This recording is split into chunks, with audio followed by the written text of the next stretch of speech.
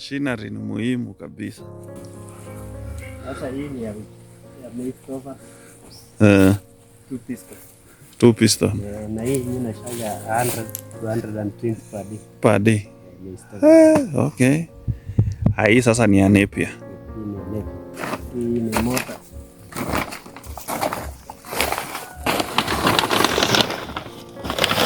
Oh, ya motor ya stima Okay.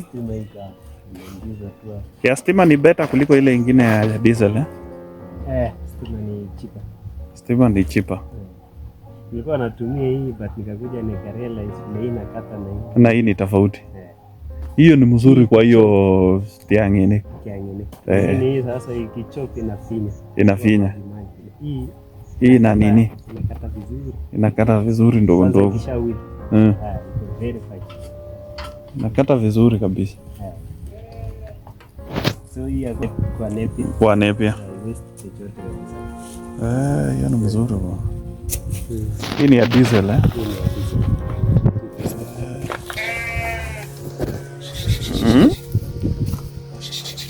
Anajua tu sasa ni kuenda. Anajua ni kuenda.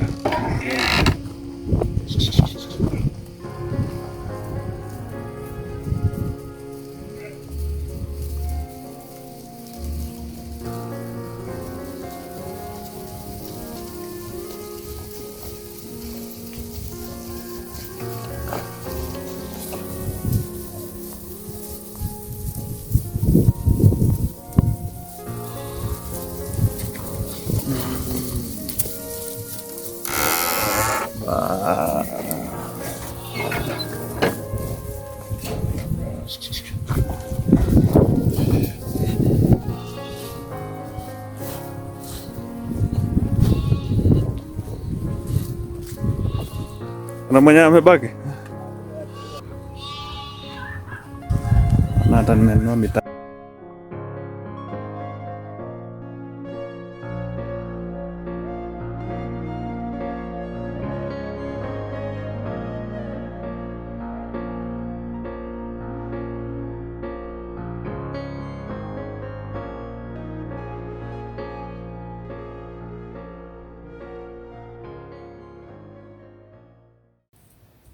So asante sana Bwana Raymond. Leo tumetembelea shamba ya Legacy Farm. Nimefurahishwa sana, nimeona penye kondoo zinakaa. Nimeona penye zinalala, nimeona vile umeweka nini ya chakula kule juu vizuri sana, umetumia yani space kidogo kutengeneza mahali penye zinalala na mahali ya chakula. Sasa huku ni malishoni. So pengine utuelezee vile unalisha kwanza asubuhi. Lakini pia unaweza pia wasalamia watazamaji wetu. Pia hawa ni wafugaji wa kondoo, wengine wanataka kuanza. Kama mimi ni vile nimekuelezea ndio nimeanza. Karibu Legacy Farm. Sisi tuna deal na ufugaji wa dopa. Hii ndio franchise yetu. Kwa hivyo karibuni wakulima wenzangu. Yes. Kuona vile tunasaidiana kimawazo. Vile tuna deal nayo kwa kila shamba. Yaani una adapt according to what is available. Kwa hivyo mimi nafanya supplemented free range. Supplement kidogo. Unalisha na unaacha zitoke nje. Tunafanya interview lakini pia sisi ndio tunachunga. Sasa lazima tukue tu hapa tu nini. Kwa hivyo kama vile nilikuwa nawaambia, asubuhi mimi nawapea masagari. Masagari ni hizo viti ya mahindi baada ya kuvuna mahindi. Mahindi. Tunastore vizuri. Hakuna maji. Hakuna maji. Maji ikiingia ina nini inaharibika. Percentage ya maji ikuwe almost zero. Dry kabisa. Okay. So hiyo ndio tunaanzia kwa rumen. Make rumen ikuwe at least ikikuja kupata hii isikuwe bloated. At least imechukua dry feeds. Hiyo ni mzuri. So asubuhi na mix hiyo masagari na wheat bran kidogo. Na sunflower. Sunflower unapanda.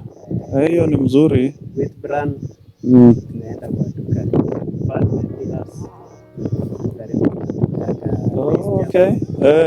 Tunapata the best maize jam. Si kama nyingine na rice jam. Kwa hivyo changamoto pia ni mahali pa kununua chakula. Identify the best source of feeds. Nzuri pia huwa tunaendanga Montana Feeds. Okay. Montana Feeds iko town hapa. Junction ya Chepkweli. Okay. Hivyo ndio tumebuild trust na wao. Tupea quality feeds. Hiyo ni nzuri. So huwa na mix after hivyo asubuhi inakula from 7:30 ama 8. Au ipimi? Sipimi. Naipea tu mpaka inatosheka. Alafu nawaleta nje huku sasa. Nyasi inapenda sasa hii kabisa.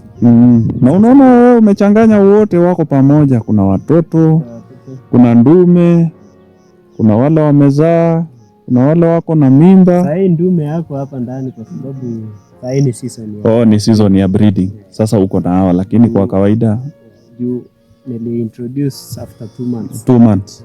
Okay. January. Nika introduce mwezi wa early March. Nika introduce ndume kwao ndani. Okay. So at least sasa hii half sasa. Pili, mimi naona safari yako ni kama yangu. Ni kama ulianza na kienyeji. Naona sasa unaelekea dopa kabisa. Changamoto ni mingi kwa sababu market pata pure ilikuwa ngumu. I had to start my journey to pure breed myself. Nunua local breed.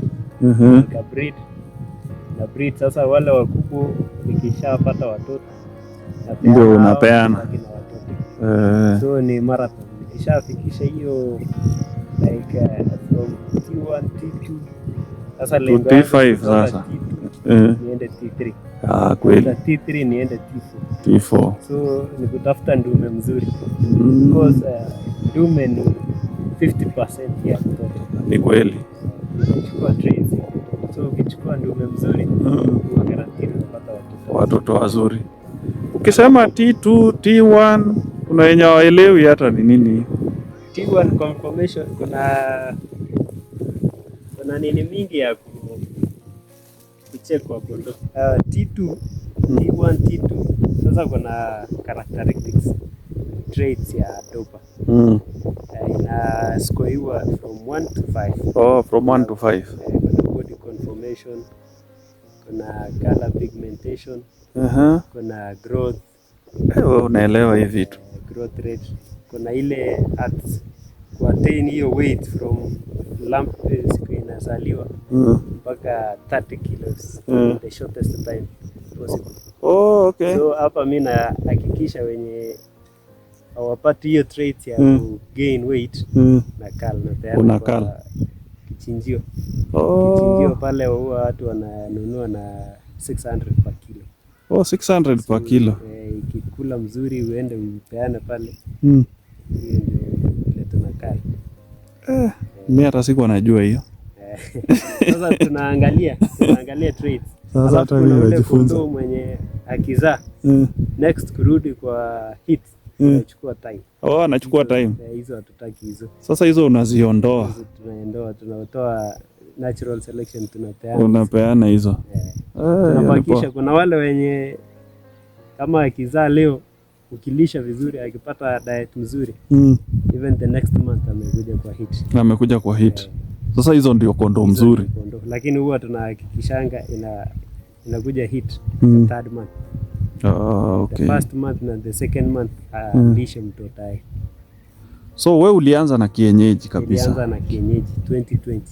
2020. Mwaka wa 2020. Wakati wa COVID. Tuweka kwa nyumba tukaona the only thing ya kufanya ni wanyama sasa. So then nikachukua pure kienyeji. Kienyeji. So from then nikaona venye growth yao ilikuwa slow sana. Unapata kondoo akizaa leo, the next time anapata ndume ni after 6 months.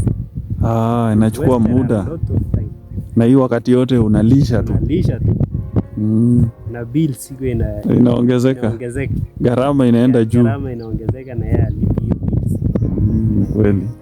So 2022 tukaimprove kidogo, sasa kutoka 2020 mpaka 2022 tuliona hiyo design yenye ilikuwa ina challenges ni mingi, ni kweli. Challenge weight ni kidogo, ukiita mkulima, ukiita mnunuzi anakuja anaangalia weight yenyewe, hata wewe unakubali less than 20 kilos. Sasa huwezi lazimisha mtu atoe pesa nzuri kwa kondoo, na kondoo ni ndogo, haigain hiyo weight nzuri. Ni kweli. After kusaa karibu mara 3-4 ndio inapata hiyo weight nzuri. Okay. Yani inachukua time, kama after 2 years ndo inaanza sasa, ina peak ya 50 kilos. So unaona hiyo ni ngumu sana. So ukaamua ukuje hii dopa sasa. Unaona kama huyu ako less than 2 years. Less than 2 years huyu. Na abana attain karibu 40 kilos. Naona hiyo ndio at least hawa wako na traits mzuri ya kukurudishia pesa.